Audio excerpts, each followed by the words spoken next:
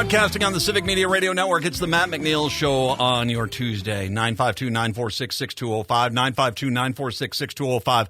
2 weeks until Election Day, and joining us right now, running in the Minnesota 1 race, Jeff Ettinger is running as the DFL candidate down there to unseat Brad Finstad. He's kind enough to join us today to talk about his campaign. Jeff, welcome on back to the show.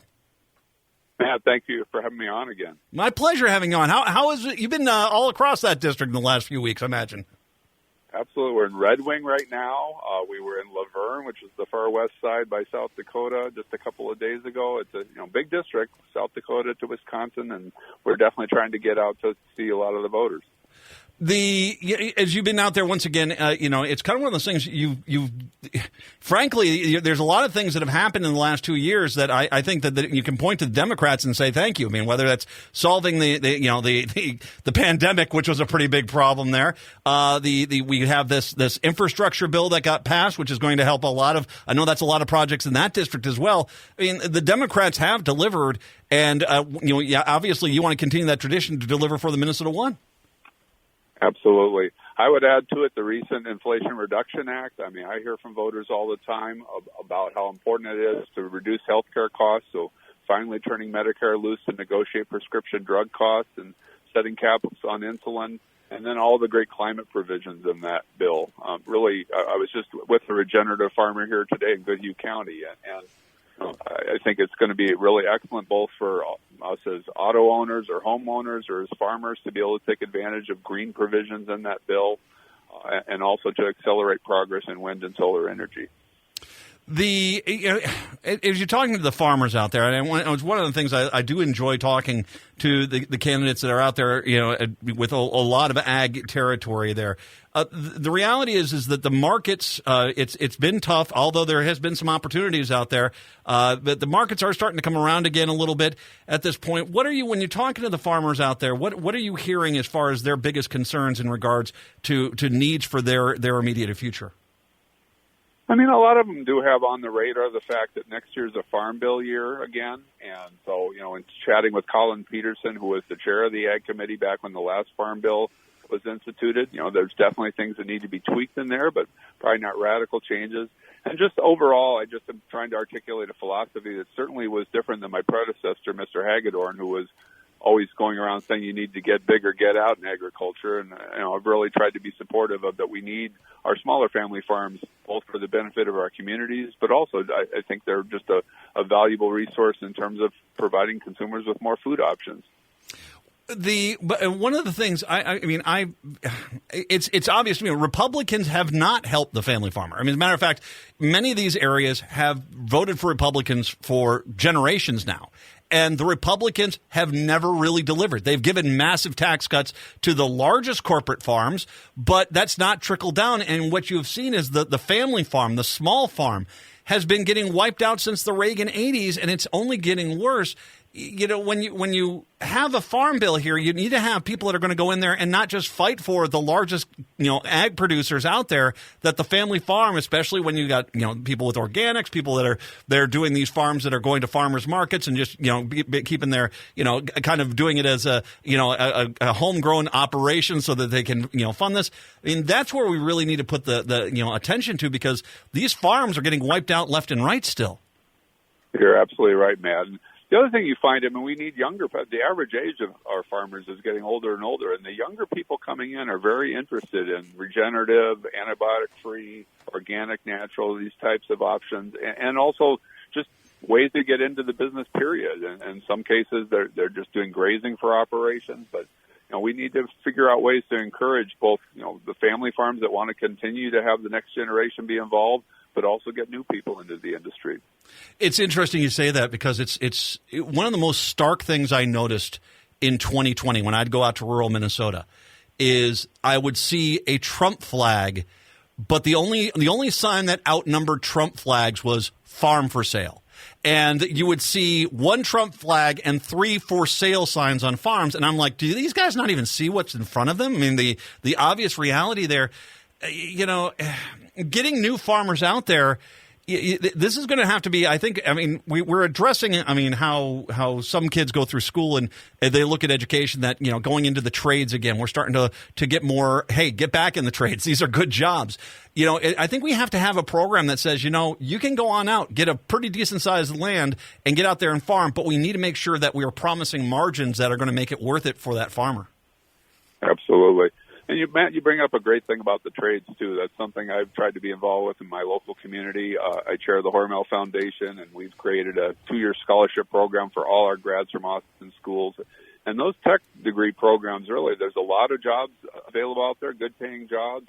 I've worked with a lot of the local unions in terms of seeing what wonderful things they're doing with their apprentice programs. So the more we can do to, you know, in a tight economy when it comes to jobs, to be able to provide the right matchup of what's available on the job side with what people have for skills, the better off we're all going to be. Jeff Ettinger is joining us, Democratic candidate for Minnesota 1st District, the election in 2 weeks here. Of course, your district also includes Rochester, the Mayo Clinic. Rochester is becoming more of, I mean, it's a growing town. It's actually a very nice town. I like it down there quite a bit. It's very lovely. You've got a big medical community here. But you've also had Republicans, whether it's state Republicans here, who basically tried to tell the most successful hospital on the planet how to be a hospital, or whether it's been kind of ideas where we're going to discourage people from getting vaccinated and encourage them to drink bleach or take horse dewormer. You've gotten things from the national level and the state level that have gone against this. I can't imagine the medical the industry that's in Rochester has been too pleased with how the Republicans have downplayed, dismissed, and disrespected their profession. I certainly hear that all the time. I mean, I did really quite well in the special election in Rochester, and I have a lot of support there for that reason, among others. I mean, I think, you know, even the celebrated incident when they came to tour the Mayo Clinic and didn't want to wear their mask. I mean, it's like, you know, we need to trust our healthcare professionals to establish the right environment to protect patients that have all sorts of risk factors within their facility. I got to imagine when you're talking to a 20-year nurse or, you know, a 15-year doctor or someone who's worked in medical administration for the last 30 years, that there's got to be almost an incredulous, like, I can't believe this mentality that the Republicans think that they can just out-shout them and it's going to somehow be better medical advice than the medical professionals. Well, I mean, it's so distressing. When you think of some of the professions that we value most so much as a society, whether it's mental health professionals, our doctors and nurses, our teachers, our police officers. I mean, these are all jobs that have gotten harder, in part with COVID, but also because everything's become so politicized. And it's just, you know, I go travel in various parts of the district, and we have these heated school board races where there's slates basically running, you know, to try to supplant a student-focused program and instead kind of put in a political-based program, and it's really a shame. That's always been a thankless job. I mean, my wife was on the school board back when we lived in the New London Spice area a number of years ago, and it was a challenging job then, but it's nothing compared to what it is now. Well, and they create these environments, and this is one of the things, the paradox, they just don't even want to see that they've created for themselves. They create this incredibly hostile, incredibly, very rigid policies that they proudly say we're going to force on their teachers, but then have the audacity to look and say, why doesn't anyone want to come teach out in our district? As all the teachers that were there, a third of them have left to go to different school districts. There's a paradox that when you push this far right extremism, they just don't seem to understand is that people don't want to work in an environment where they're being ordered to think a certain way, and that's what the Republicans are trying to do. Absolutely. How long are our neighbors going to be willing to volunteer as election judges on election day if they're going to be intimidated by people for just doing their honest job? Mm. Exactly. Your Minnesota 1, it changed with redistricting. It actually became a little more Democratic, which is a really good sign for you because you on the special election that had to replace Jim Hagedorn after he passed away, you basically were pretty close there. As a matter of fact, 538 even pointed to that race and said, there's something going on there. It's now even a little more Democrat after the redistricting. You were saying you were up on the Minnesota River side of the district, on the eastern side of the state, right across from Wisconsin there. That's an area that's becoming seeing more and more Democratic candidates come out of those areas. That is an area that is turning more blue. Definitely, Matt. So we ended up falling 5,000 votes short in the special election, 4% total, and there'll be close to 200,000 more people voting this time. This new aspect of the district, including Red Wing and Goodhue and Lake City and Wabasha area, definitely will be part of that. The other thing that's different since August is our colleges are back in session. And so we've been at Minnesota State Mankato and Gustavus and Winona State and many of the tech colleges around the area. So ultimately, I mean, it's turnout time for the Democrats now. I mean, we're in the last 2 weeks, and we need to make sure that Democratic voters understand the stakes here. We have every single state office open this time because of redistricting, all the state Senate and Assembly, as well as the 5 constitutional offices. And, yeah, definitely my race on the federal side, we're definitely looking to see that turnout wave from the Democrat side. Straight DFL ticket. That's what you got to vote. You got to straight. I mean, if you want to fix things, you want things to keep going in the right direction, you need to vote straight DFL. That's for sure. Jeff, obviously it's the issue. You don't want to make it the number one issue, but this is an issue that is, I mean, I was looking at the voter registration this year is 60-40 women. And the only thing they can point to is there's a lot of women who are very angry about the overturning of Roe v. Wade. Usually those numbers are pretty close to 50-50. It's not really a gender advantage. But most of the people who are registering, we saw it in Kansas, Nebraska, other areas, these are people who are infuriated by this. With early voting going on right now, I know a lot of people who are voting against Republicans for taking away women's rights to choose their own medical care. That is something I think that is resonating, and my hope is that it resonates, especially, as you said, with the college students and with Rochester, that this is one of those issues that carries you over the top.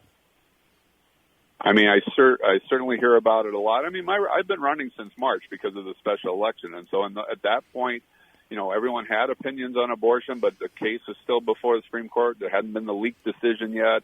And then as you see the evolution of the leaked decision and the ultimate terrible decision to withdraw a 50-year right and to create chaos in our country, I definitely run into voters all the time for whom that's a very important issue. I've been very clear that to me the solution is to codify Roe v. Wade and restore that system in our country, and my opponent's very clear that he wouldn't do that. So I think that's a clear choice for our voters. And Finstad down there has hidden. He's run away from the story, and their argument is it's not on the ballot. We already know that Lindsey Graham has already vowed that he is going to bring an outright ban to the United States up for a vote, so it is on the ballot.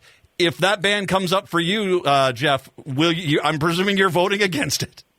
Of course. Of course. Yeah, I mean, it's disingenuous. I mean, Brett Finstad said, oh, yeah, he applauded the decision in Roe v. Wade because it returns it back to a more local level where we can have a dialogue about the issue.